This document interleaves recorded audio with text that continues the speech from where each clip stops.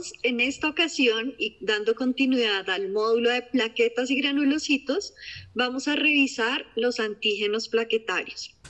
Y para ello, la primera definición que tenemos que dar es que dentro de los antígenos plaquetarios tenemos antígenos plaquetarios no específicos y antígenos plaquetarios específicos. ¿Y a qué hacen referencia estos dos conceptos? Los antígenos plaquetarios no específicos son aquellos antígenos que pueden estar presentes en otras células o tejidos. Y dentro de ellos encontramos a los antígenos ABO, Lewis, P, I y HLA, específicamente HLA clase 1. Y los antígenos plaquetarios específicos tienen ahí como una dicotomía, porque a pesar de que reciben este nombre, no son tan específicos como pudiéramos creer, porque ellos se encuentran en células endoteliales, en fibroblastos, en células de músculo liso, inclusive en linfocitos T activados. Pero ¿por qué reciben el nombre de plaquetarios específicos si se expresan en otras líneas celulares? Pues esto tiene que ver con que su mayor importancia clínica está relacionada con la fisiología plaquetaria y por ello se denominan antígenos HPA, que son antígenos plaquetarios específicos. Pero para poder llegar a comprender qué son los antígenos plaquetarios específicos, vamos a abordar primero los antígenos plaquetarios no específicos. Y dentro de los principales se encuentran los antígenos ABO. Y estos antígenos pueden tener dos formas en las cuales se expresan en la membrana plaquetaria. Primero, pueden ser absorbidos desde el plasma, porque recordemos que también hay antígenos solubles de tipo ABO que pueden estar libres en el plasma, y en este caso habría una absorción por parte de esos antígenos solubles a la membrana plaquetaria. Por otro lado, también pueden ser de expresión constitutiva, que van a estar asociados a unas proteínas muy importantes de la fisiología plaquetaria. Dentro de ellas tenemos que pueden estar expresados en las moléculas de adhesión endotelial y también en las glicoproteínas intrínsecas plaquetarias, que más adelante vamos a ver que tienen unos roles muy importantes dentro de distintas funciones de la plaqueta. Y llegando al punto de por qué están estos antígenos ABO expresados y cuál es la importancia de que las plaquetas expresen antígenos ABO. Pues primero es que la discusión respecto a la importancia de la compatibilidad ABO en plaquetas todavía, digamos que es controversial y se puede abordar desde dos conceptos. Primero, un impacto en el incremento plaquetario cuando no realizamos una transfusión de plaquetas ABO compatible, y también otro término que toma relevancia es la incompatibilidad mayor. Entonces, ¿qué es lo que hay respecto a la literatura en estos dos contextos? Primero, se ha sugerido que posiblemente pudiera haber un beneficio de transfundir plaquetas ABO compatibles. Sin embargo, en la práctica clínica es un poco difícil garantizar que todas las transfusiones de plaquetas cumplan con una transfusión de compatibilidad isogrupo con el receptor. ¿Y esto por qué sucede? Por varios factores que todos conocemos. Primero, la vida media de las plaquetas, que es de 5 a 7 días. Lo otro es que nosotros, dependiendo del método de obtención, si utilizamos un método de obtención de plaquetas estándar, en un paciente podemos llegar a transfundir de 5 a 6 plaquetas estándar, lo cual eso también incrementa un consumo de los componentes plaquetarios disponibles. Y lo otro es que no siempre tenemos una coincidencia entre las plaquetas que tenemos disponibles en el alimentario con el grupo sanguíneo del receptor. Entonces, ¿qué es lo que sucede? Aproximadamente en 2010, un estudio observacional descriptivo trató de identificar si realmente transfundir plaquetas del mismo grupo en receptores que eran pacientes no oncohematológicos representaba algún beneficio significativo respecto al incremento plaquetario post-transfusión. ¿Y qué identificaron? Pues que efectivamente podría haber un incremento en el recuento de plaquetas cuando estas eran ABO compatibles con el receptor, y que aproximadamente se podría obtener un incremento en el recuento del 10 al 20%. Pero cuando esto se cruzaba con una correlación clínica de función plaquetaria o de una corrección de clínica respecto al beneficio que se esperaba de la transfusión de plaquetas, no había, digamos que una diferencia estadísticamente significativa en pacientes que habían recibido plaquetas que no fueran ABO compatibles. Entonces, ahí digamos que empiezan a haber vacíos respecto a los hallazgos de la literatura.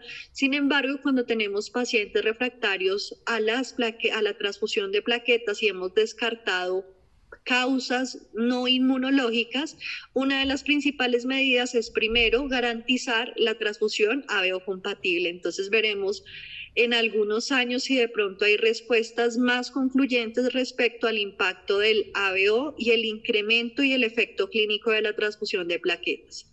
Pero algo que sí está reportado es lo relacionado con la incompatibilidad menor, y esto tiene que ver con la presencia de anticuerpos ABO o de isoaglutininas ABO que podrían ser incompatibles con quién. En este caso hablamos de incompatibilidad menor porque los anticuerpos del donante son incompatibles con los antígenos expresados en el receptor. Y en este caso, esas isoaglutininas ABO provenientes de las plaquetas podrían generar una reacción hemolítica en los eritrocitos del paciente.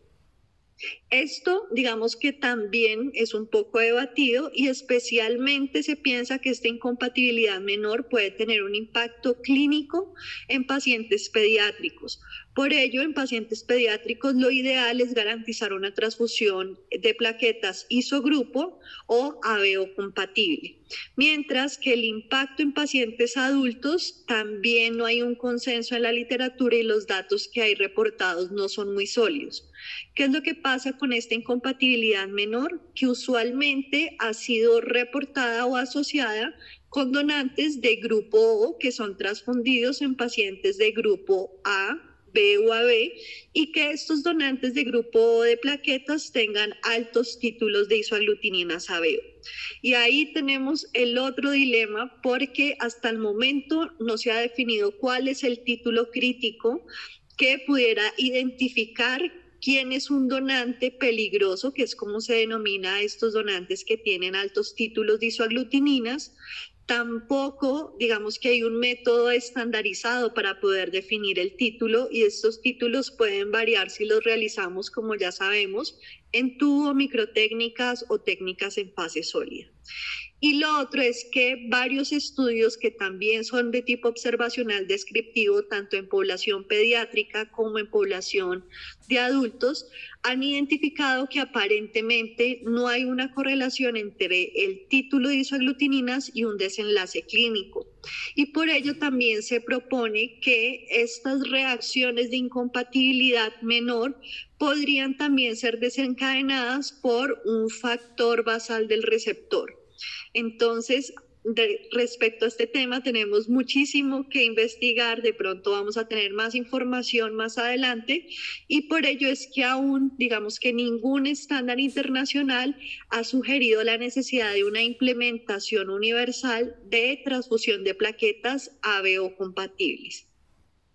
Ahora, los siguientes grupos de antígenos plaquetarios no específicos son los antígenos I, Lewis y P.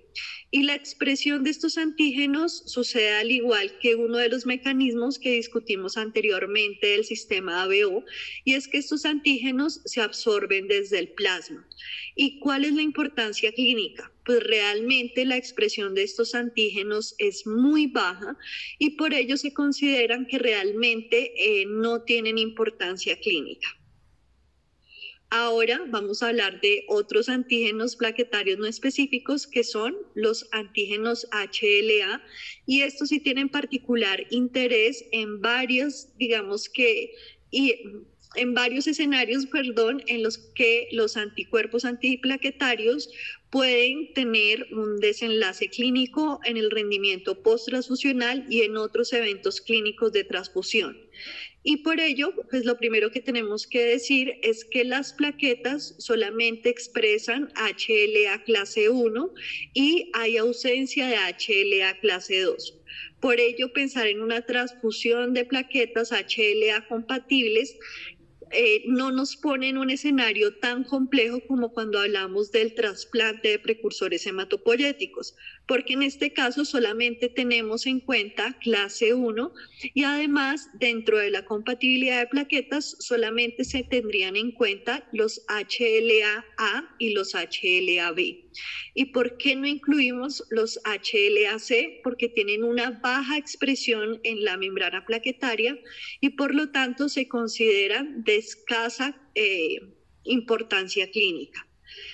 Y respecto a ese impacto clínico que tienen los antígenos HLA, es porque están asociados a la refractariedad inmunológica a la transfusión de plaquetas y lejos de lo que pudiéramos pensar que muchísimas veces esta refractariedad a la transfusión de plaquetas pudiese estar asociada por antígenos plaquetarios específicos, la mayoría de los casos están asociadas a la presencia de anticuerpos anti-HLA clase 1.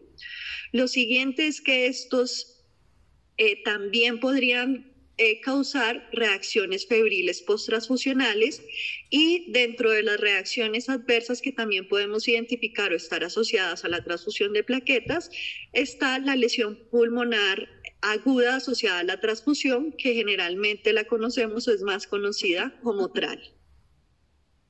Ahora vamos a hablar de los antígenos plaquetarios específicos.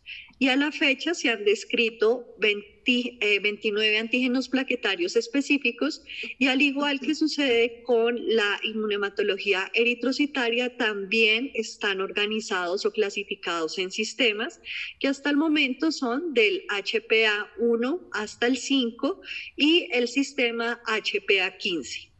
Estos sistemas han sido, al igual que lo que sucede con los sistemas de grupo sanguíneo eritrocitario, su designación ha sido netamente por una organización cronológica.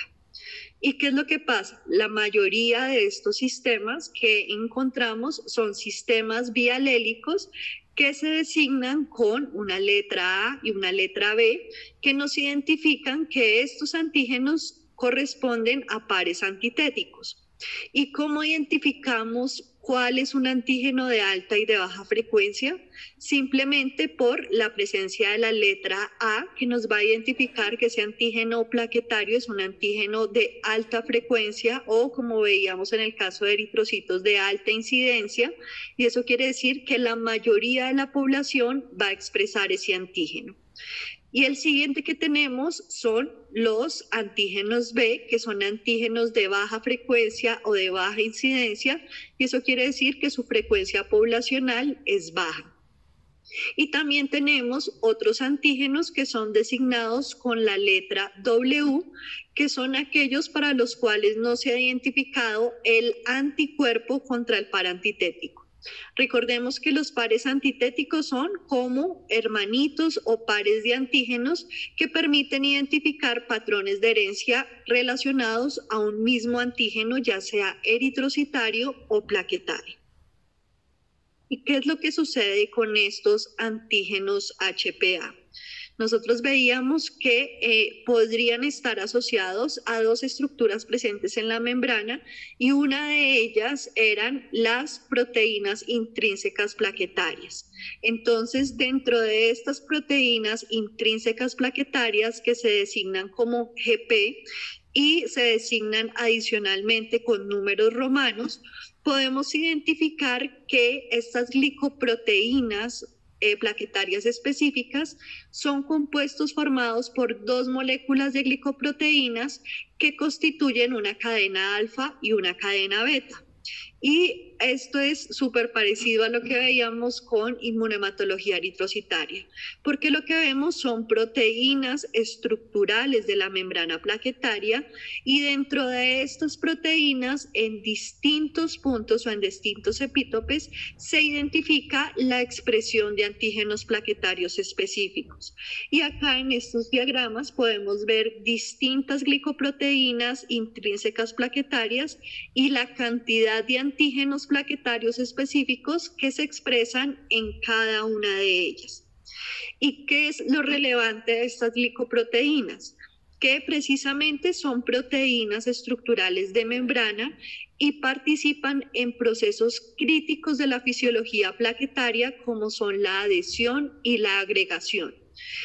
¿Y por qué sucede o por qué tienen estas funciones asociadas?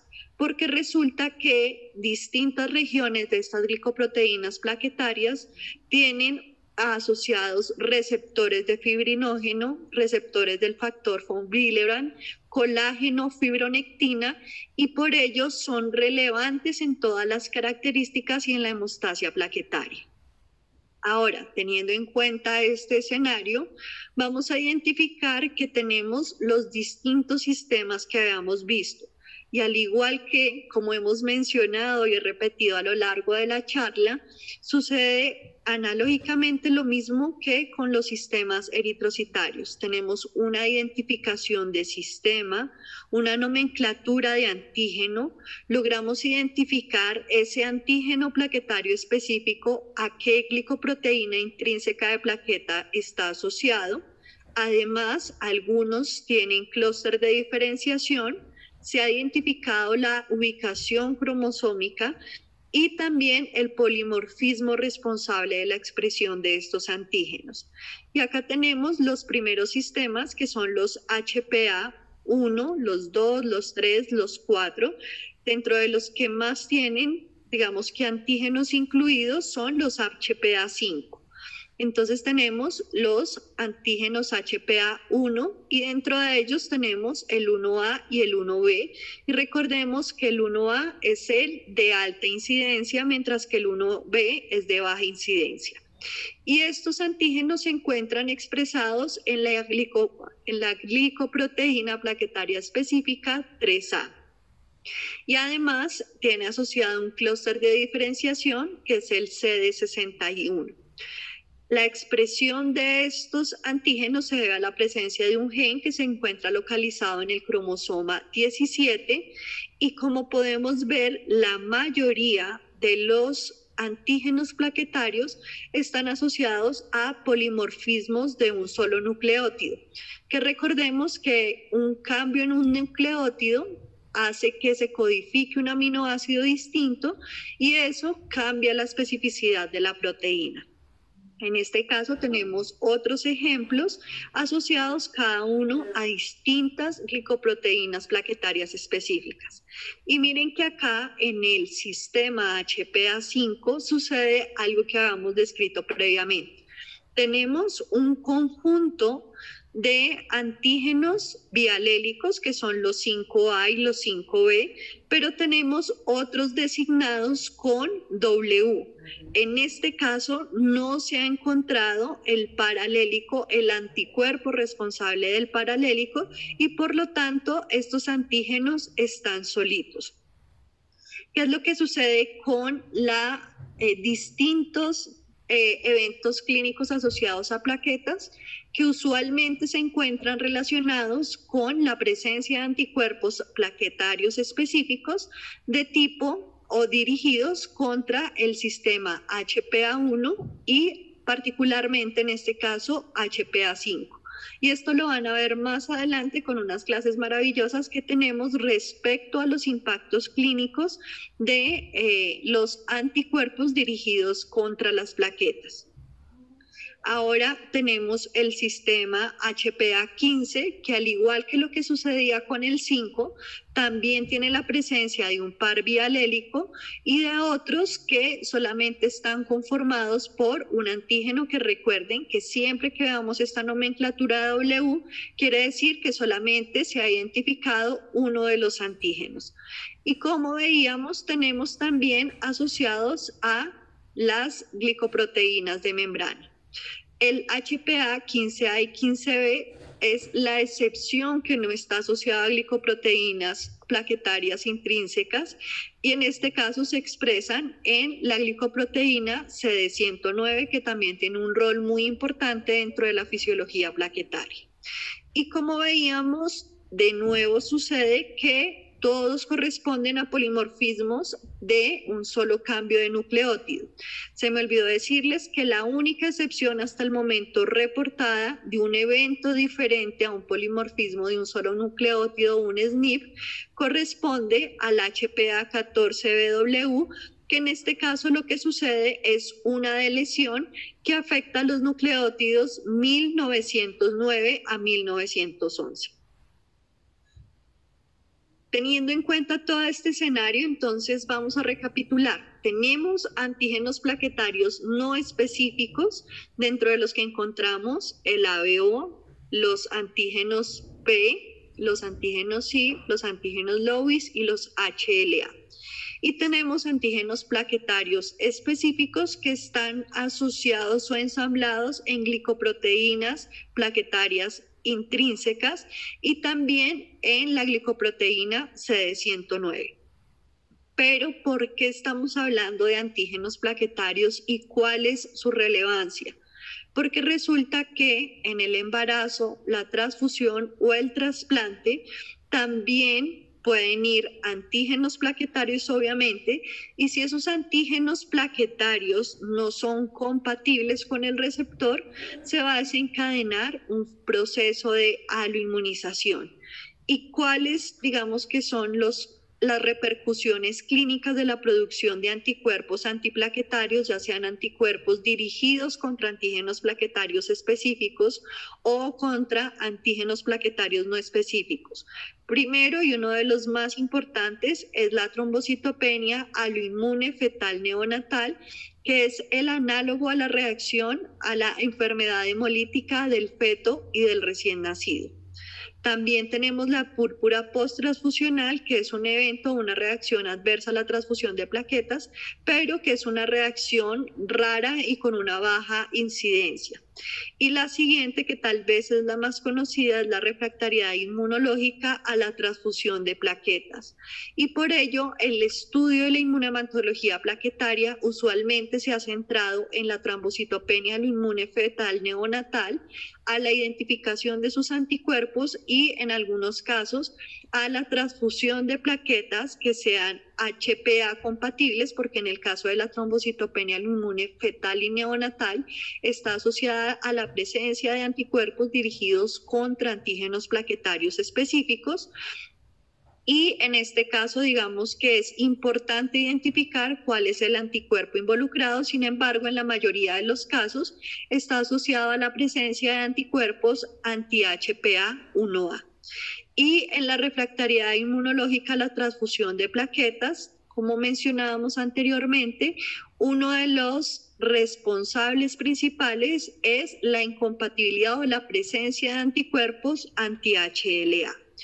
Esto nos va a poner el estudio de estos anticuerpos y tanto de los anticuerpos y de los antígenos plaquetarios, y con los invitados que vamos a tener en este módulo, nos va a permitir tener en perspectiva cuáles son las situaciones clínicas, cómo las podemos abordar, cómo se realiza el diagnóstico y cómo se realiza el abordaje, particularmente para estos dos escenarios que son los más relevantes.